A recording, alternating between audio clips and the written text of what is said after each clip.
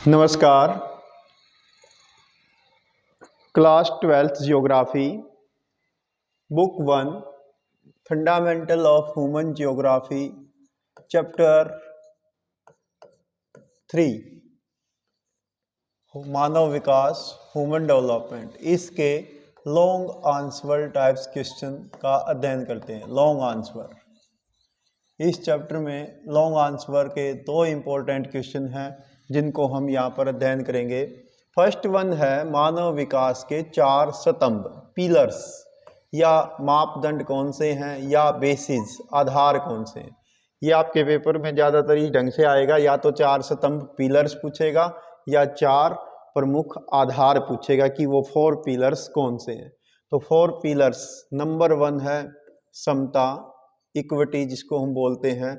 इसका मतलब होता है संसाधनों तक प्रत्येक व्यक्ति की पहुंच, reach of every person to the resources, जिसमें किसी भी प्रकार का धर्म के नाम पर, जाति के नाम पर, जेंडर के नाम पर या बर्थ प्लेस के नाम पर या इनकम के आधार पर कोई भेदभाव ना हो, यानी सबको समान अवसर उपलब्ध हों, बिना भेदभाव के अवसर उपलब्ध हों। सेकंड आता है सस्टेनेबिलिटी, सतत पोषणीयता। सतत पोषणीयता का मतलब होता है कि रिसोर्सेज को इस ढंग से यूज करना कि वो आज भी काम आए और फ्यूचर में भी काम आए।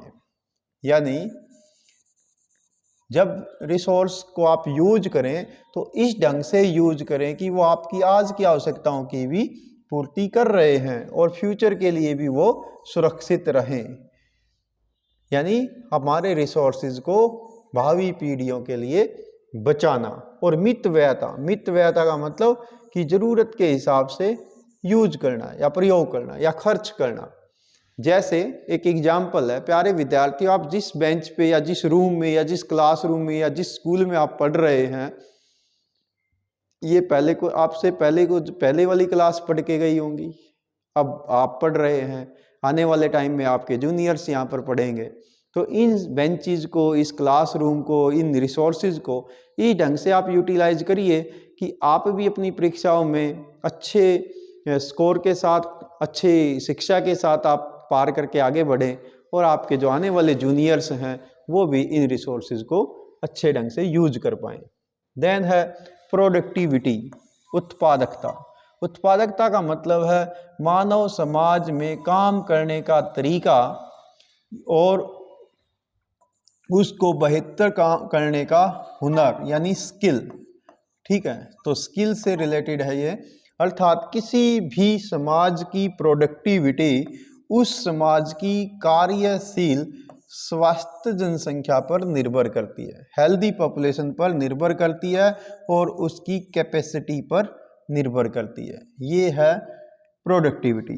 देन है सशक्तिकरण, एम्पावरमेंट, यानी लोगों को कार्य करने एवं विकल्प चुनने के लिए सबल करना, एम्पावर करना, शक्तिशाली बनाना। ठीक है, उनकी पावर को इंक्रीज करना। और इसका तरीका क्या है? लोगों को शिक्षित कर सकते हैं आप। जैसे जैसे लोगों की शिक्षा बढ़ेगी तो महिलाओं को, पिछड़े वर्गों को, ठीक है, उनको एम्पावरमेंट मिलेगी, यानी वो रिसोर्सेज को यूज कर पाएंगे, वो अपनी स्किल को डेवलप कर पाएंगे और वो खुद के साथ साथ समाज के लिए और कंट्री के लिए काम आएंगे। तो प्यारे विद्यार्थियों, एक क्वेश्चन तो ये है ऐसे टाइप क्वेश्चन, ये 4 पॉइंट आपने ध्यान रखने हैं और इनकी डेफिनेशन को अच्छे ढंग से आपने हाईलाइटेड करते हुए वेल सेटल्ड तरीके से एक्सप्लेन करना। तो ये 4 पिलर्स रहेंगे, समता, सतत पोषणीयता, उत्पादकता और सशक्तिकरण। अब हम देखते हैं नेक्स्ट क्वेश्चन। नेक्स्ट क्वेश्चन इस चैप्टर से इंपॉर्टेंट रहेगा, मानव विकास की 4 अप्रोचेज कौन सी हैं। या तो ऊपर वाला क्वेश्चन पेपर में आता है जिसमें पूछा जाता है कि 4 प्रमुख पिलर्स कौन से हैं, या फिर आपसे ये पूछा जाएगा कि मानव विकास के 4 प्रमुख अप्रोचेज यानी उपागम या कहिए कि घटक कौन से हैं। तो मानव विकास के को समझने के लिए हम कुछ ढंग अपनाते हैं, कुछ तरीके अपनाते हैं, कुछ अप्रोचेज यूज करते हैं। वे अप्रोचेज कौन सी हैं? नंबर 1 इनकम अप्रोच, यानी आय।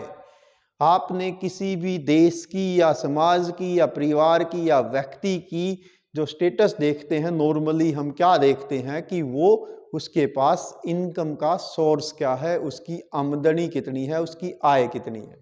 तो ये सबसे पुराना तरीका है, ये सबसे ओल्डेस्ट। तो ये आपके लिए एक क्वेश्चन है यहाँ पर कि ओल्डेस्ट अप्रोच कौन सी है, ये भी 1 नंबर के क्वेश्चन में आपसे पूछ लिया जाता है। तो ये सबसे पुराना तरीका है जिसमें हम क्या देखते हैं, आय देखते हैं, आय के आधार पर मानव विकास के स्तर की जांच करते हैं और आय के संतुलन के लिए इसमें फिर योजनाएं बनाई जाती।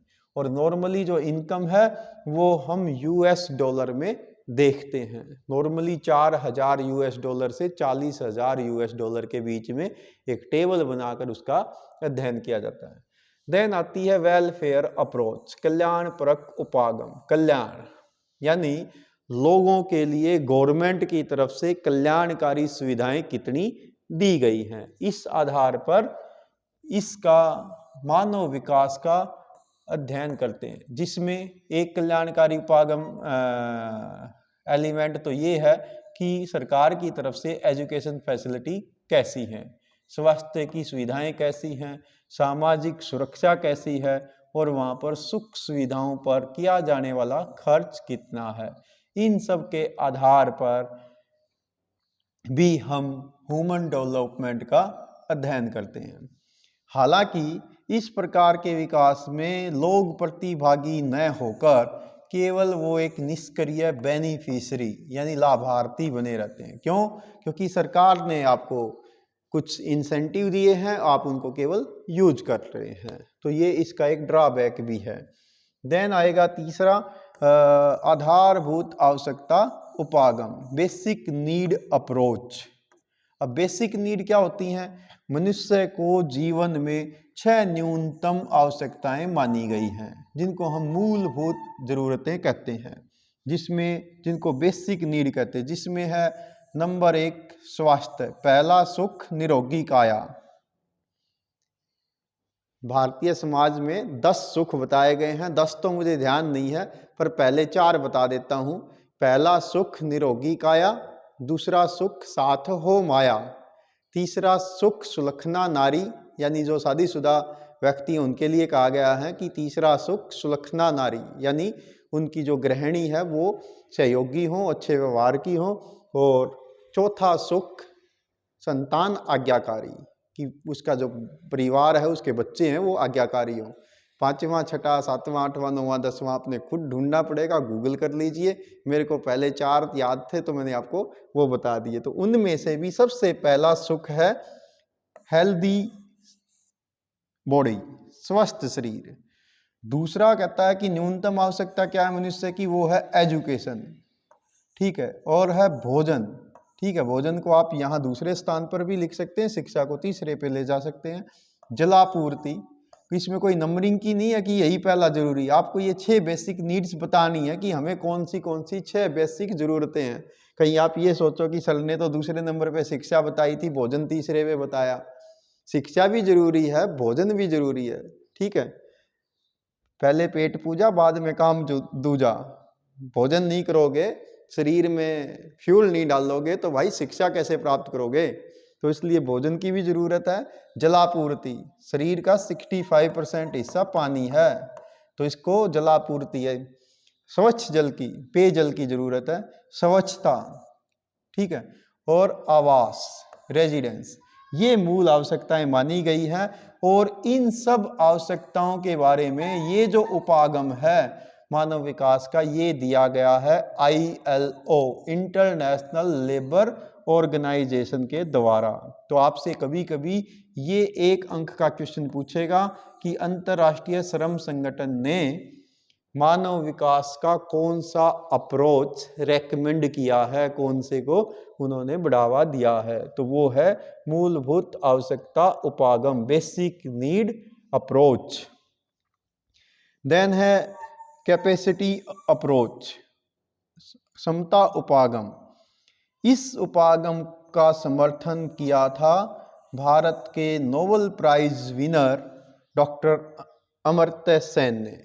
ये इंडिया के इकोनॉमिस्ट रहे हैं जिन्होंने 1995 में डॉक्टर महबूब उल हक का सहयोग किया था मानव विकास का HDI ह्यूमन डेवलपमेंट इंडेक्स बनाने में, जिसको यूएनओ ने भी यानी UNDP United Nation Development Programme ने भी इसको अडॉप्ट किया और उसके आधार पर वो पूरे दुनिया के कंट्रीज की रैंकिंग करता है HDI के अनुसार हर वर्ष।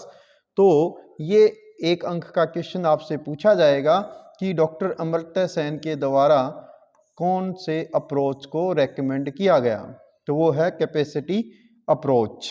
और इसके अनुसार क्या था कि अक्षमताओं के विकास के लिए मनुष्य को संसाधनों तक पहुंच होनी चाहिए, यानी वो कहना ये चाहता है कि क्षमताओं के विकास के बिना मनुष्य संसाधनों तक नहीं पहुंच सकता। जब तक आपकी कैपेसिटी नहीं है, जब तक आपके अंदर वो स्किल नहीं है, वो हुनर नहीं है, जैसे मान लीजिए मैं ये डिजिटल बोर्ड पे ही काम कर रहा हूँ, यदि मेरे को ये टैलेंट ना हो, ये स्किल मैंने ना सीखी हो, भाई किस प्रकार से इसको ऑन करना है, कैसे इसमें से डेटा लाना है, कैसे इसको हाईलाइट करना है, कैसे पेन को यूज करना है, तो ये मेरे लिए, अब जिसको कंप्यूटर नहीं आता तो उसके लिए तो वो कुछ भी नहीं, वो चलाएगा ही नहीं।